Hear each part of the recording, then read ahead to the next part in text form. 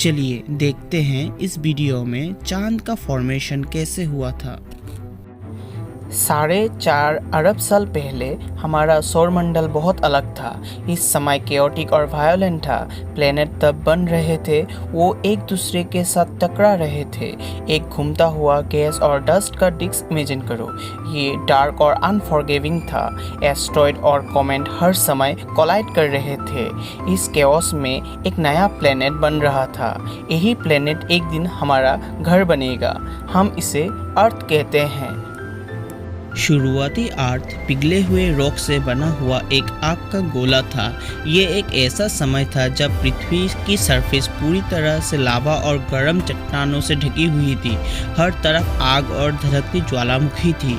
ये एक हॉस्टाइल और अनफॉरगिविंग जगह थी। यहाँ का एटमॉस्फेयर इतना कठोर था कि किसी भी प्रकार का जीवन पॉसिबल नहीं था। हर तरफ सिर्फ बंजर भूमि और कठोर परिस्थिति थी। इसके सरफेस पर वोल्केनोस फूटते रहते थे। यहाँ ज्वालामुखी लगातार लावा और गैस उगलती रहती थी, जिससे पृथ्वी की सरफेस और ज़्यादा खतरनाक हो जाती थी। एटमॉस्फेयर जहरीली गैसों से भरी हुई थी। ये गैस इतनी पॉइजनस थी कि किसी भी प्रकार की जीवन यहाँ पनप नहीं सकता था। यहाँ ना ओशन था, ना कॉन्टिनेंट्स, और लाइफ तो बिल्कुल ही नहीं था। पृथ्वी की सरफेस पूरी तरह से बंजर थी। और सबसे ज़रूरी, अर्थ का कोई मून नहीं था। ये एक अकेली निर्जन प्लेनेट था जो सन के चारों ओर घूमते हुए अपना भविष्य की तरफ जा रहा था। लेकिन ये सब एक ड्रामेटिक इवेंट में बदलने वाला था। एक विशाल खगोलीय पिंड पृथ्वी के तरफ बढ़ रहा था जो सब कुछ बदलने वाला था। एक ऐसा इवेंट जो पृथ्वी की हिस्ट्री का डायरेक्शन हमेशा चेंज कर देगा। थिया नाम का एक मार्स जितना बड़ा ऑब्जेक्ट अर्थ से टकराने वाला पथ पर था।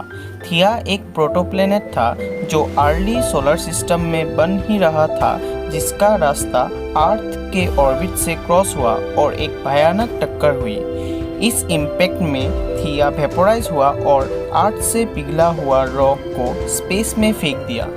अर्थ और थिया के बीच का टकराव से निकलने वाला रॉक और वेपोराइज मटेरियल अर्थ के चारों ओर घूमने लगा। समय के साथ ये मटेरियल ठंडा होने लगा और आपस में जुड़ने लगा। इस प्रोसेस में ग्रेविटी ने बहुत ही इम्पोर्टेंट रोल प्ले किया। इसने पार्टिकल को एक साथ खींच के एक नया सेलेस्टियल बॉडी का निर्माण किया। ये प्रोसेस लाखों सालों तक चली, जिसमें छोटे छोटे टुकड़े जोड़ के एक पिघला हुआ स्फीयर बना। ये स्फीयर इतना गर्म था कि चमक रहा था जैसे एक विशाल आग का गोला। ये स्फीयर लाखों सालों में ठंडा होके एक ठोस पिंड बना। ये नया बना हुआ सेलेस्टियल बॉडी हमारा मून था। ये अब पृथ्वी की चारों ओर ऑर्बिट करने लगा। शुरुआती मून का सरफेस में बहुत बॉम्बार्डिंग हुआ। ये बॉम्बार्डिंग मेनली एस्ट्रॉयड और कॉमेट के वजह से हुआ, जिससे मून में क्रेटर बना। ये क्रेटर मून का वायोलेंट पास्ट का याद दिलाता है। मून जो रात के आसमान में चमकता है, हमारा जीवन में एक महत्वपूर्ण भूमिका निभाती है। मून के ग्रेविटी के वजह से ही अर्थ का एक्सियल टिल्ट स्टेबलाइज होता है। ये टिल्ट ही है जिसके लिए अर्थ में सीजन होता है। मून टाइड के लिए भी रिस्पॉन्सिबल है।